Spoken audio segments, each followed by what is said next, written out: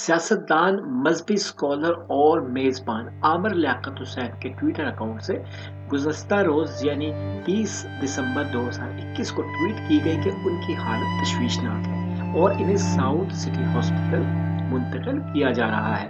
आमिर लियाकत की जानिब से ये ट्वीट करते ही सोशल मीडिया पर उनका ट्वीट वायरल हो गया और उनकी अस्पताल के बेड पर लेटे हुई तस्वीर भी सोशल मीडिया पर वायरल हो गई। बाद इस ट्वीट के चंद घंटे बाद रुकने कौमी असम्बली के ट्विटर अकाउंट पर एक और ट्वीट के जरिए इत्तला दी गई कि अब उनकी हालत खतरे से बाहर है। ट्विटर पर जारी बयान में कहा गया, अल्हम्दुलिल्लाह रब्बिल आलमीन, मेरी हालत खतरे से बाहर है।